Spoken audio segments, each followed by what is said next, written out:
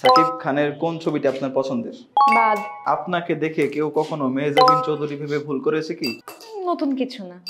মেহজাবিন নিশো নাকি মেহজাবিন অপূর্ব, কোন জুটিটি আপনার কাছে পছন্দের? দুইটাই পছন্দের। শেষ ব্রেকআপ কেন হয়েছে? ব্রেকআপ হয় নাই। I am always single. বাংলাদেশের কোন নায়ককে ডিগবাজি বয় বলা হয়? এটা বাদ। লাভ অর মানি, কোনটি বেছে নেবেন? লাভ। আপনাকে দেখে কেউ কখনো মেহজাবিন চৌধুরী ভেবে ভুল করেছে কি? হ্যাঁ, এটা হতেই থাকে।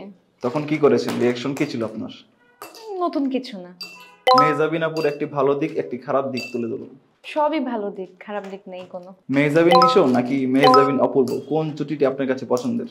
দুইটাই পছন্দের।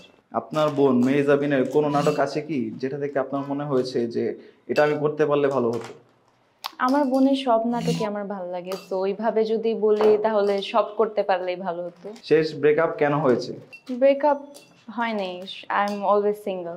প্রেম করতে গিয়ে কখনো বোনদের কাছে ধরা খেয়েছেন? প্রেম করি না, তো ধরা দূরের কথা। রিলস বানানো কঠিন নাকি অভিনয় করা কঠিন? অভিনয়। বাংলাদেশের কোন নায়ককে ডিগবাজি বয় বলা হয়? এটা বাদ। সাকিব খানের কোন ছবিটি আপনার পছন্দের? বাদ। আপনার বোন ছাড়া বর্তমান সময়ের কোন নাটকের কোন অভিনেত্রীকে আপনার ভালো লাগে? সবাইকেই ভালো লাগে। আপনার হিডেন ট্যালেন্ট কোনটি? হিডেনই থাকুক, বলে দিলে তো আর হিডেন থাকে না। আপনার একটি ডার্ক সিক্রেট শেয়ার করুন। না, সিক্রেট শেয়ার করা যাবে না। সিক্রেট থাকবে। কাস্টিং কাউচ ফেস করেছেন কি? বাদ। গার্লফ্রেন্ড হিসেবে নিজেকে কত মার্কস দিবেন? 10 এ 10 অফকোর্স। লাভ অর মানি, কোনটি বেছে নেবেন? লাভ। একজন নায়িকা না হলে কি হতেন আপনি? Business women. বাংলাদেশের কোন নায়ককে আপনার কাছে হ্যান্ডসাম লাগে? সবাই হ্যান্ডসাম। নিজেকে আয়নায় দেখে কি বলেন? মোটিভেট করি যাতে আরো বেটার হতে পারি।